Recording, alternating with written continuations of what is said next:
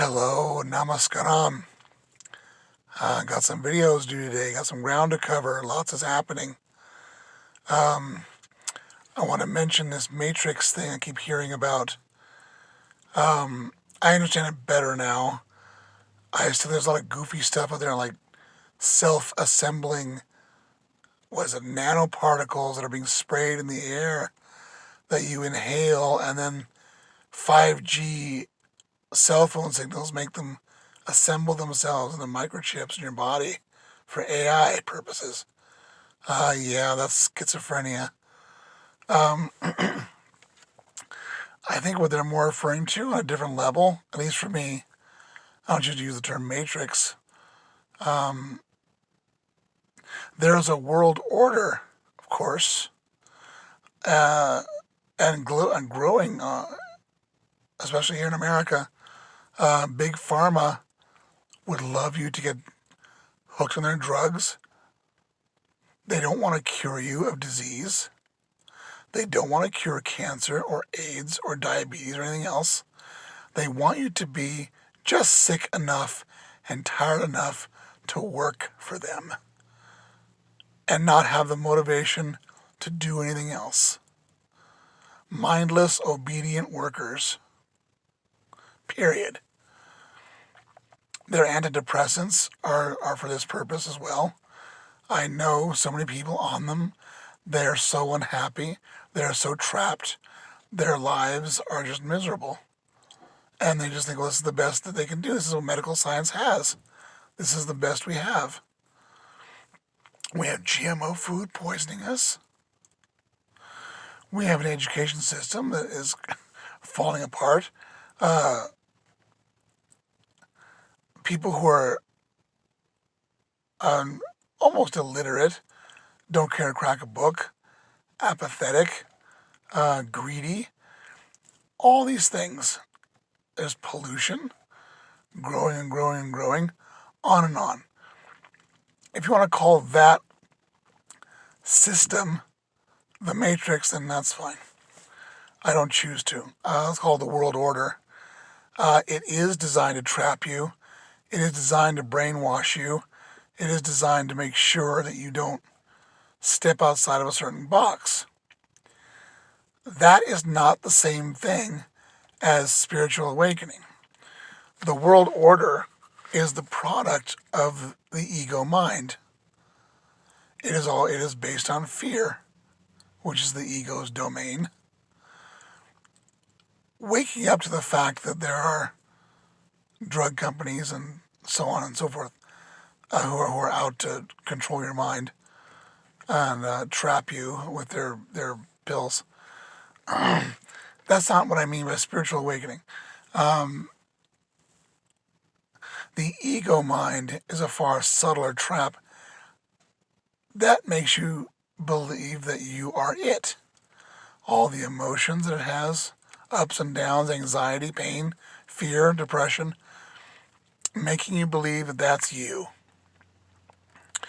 So I'm here to tell you, as one who is awake, those emotions, those memories don't ever go away. Not one neuroses you picked up from being here in this life will go away. You, and I mean the real you, the you that survives death, can transcend that so that you're no longer affected by them. Not that you don't feel them, not that you're not aware of them, but that you have the power to not react to them. As we speak at this moment, there's the usual, upset. Of course, I've been sick too. I've had a stomach flu.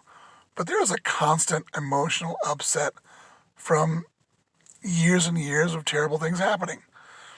And things I've done to people too. I've been very mean in my past to people. I've screwed people, and I've been hurt, and I've been abused. I was beaten and as a child, and so on, things of that nature. All of that emotional energy is still there. This is as good a time as any to go into it. a technique I picked up and modified for myself from my dear friend Shad.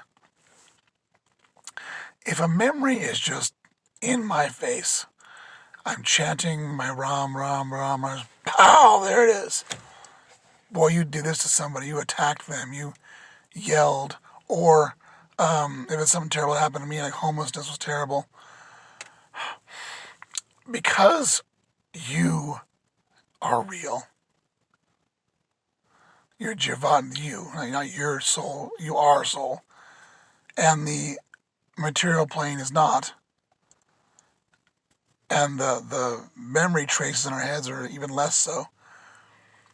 If you hold that image, not like a photograph, not to me, if I go and watch it like I'm watching TV, and just sit there in mental silence on your end, from you, and just watch it and just be with it, quietly accepting and loving it. It's critical. Loving what happened, loving it. It didn't look like it makes sense. Love is the ultimate power. Love will transmute what's going on. If you do that long enough, to that, I don't mean 25 years, I mean, I don't know, an hour total, maybe a little longer, you will find the emotional charge will dissipate. It'll vanish because you used your reality to conquer it. That is not to say that you'll ever remember that pleasantly. My dad dying is not pleasant, but I no longer burst into tears over it. I don't have any residual emotional energy around that incident anymore. You can have power over these things. They talk a lot about destroying the ego. You cannot destroy the ego. As long as you have a body, you have an ego. That applies to the Mahasiddha, like Ramakrishna and Neem Karoli Baba, the rest. They got angry, they got tired, they got, they were human. And it's critical to realize that, because a big part of what I promote, what I teach, is you can be like them. Working your job, living your life, having your anxieties, having your dysfunctions, because those aren't you. What I do, every day I do a lot of chanting because I choose to use that path to stay present all day long. All day long. Not every single moment. I gotta think, I gotta drive, I gotta go grocery shopping, I gotta talk to people. But in the in-between time, it's just me, and either I'm quiet totally with no thoughts, or I'm going Ram, Ram, Ram, Ram, Ram, Ram, Ram in my mind, right? Hare Krishna, Krishna, Krishna, Hare Ram, Ram. I do that one. I use mantra as a tool to stay rooted in the self, so that my focus, my point of awareness is always on the self, my real self. Me. It's simple. It's just me. When I do that, the emotional upset I feel in my stomach right now, because I do usually, it's there. The memories are there. They carry no impact with me. I just drive. I love them. I send love to that area of my body. I just I got a message just now. Sorry, get rid of it. My phone popped up with a message and it distracted me. That was a revelation to me. I know that the first inkling was Ram Dass saying, in all the yoga and all the retreats and the time with Maharaji, not one neuroses I ever had ever went away. They're like little schmoos that come to visit me.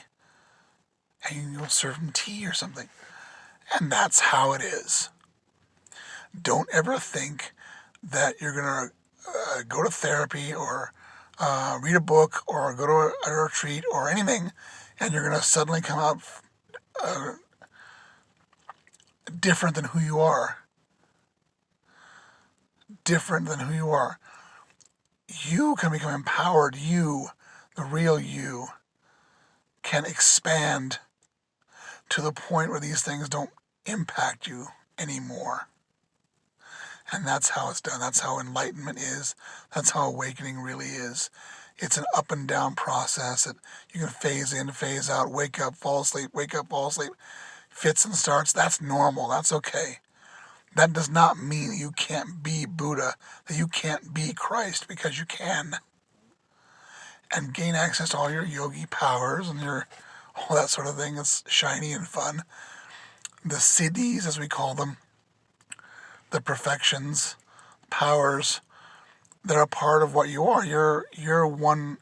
You are the universe. Of course you have power over nature in that way. They can become a distraction. Don't let them be one.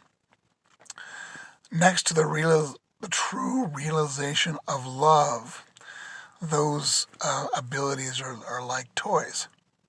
Trust me, that's true. So yes, this matrix business. Yes, the ego mind created a world like this, because this is where we are. I don't believe so much of the nonsense I hear. If they're going to make claims like being aliens from the future or self-replicating microchips, that requires a lot of proof for me. If it's there, it's there. I don't buy it. Namaskaram, my people, and we'll talk soon.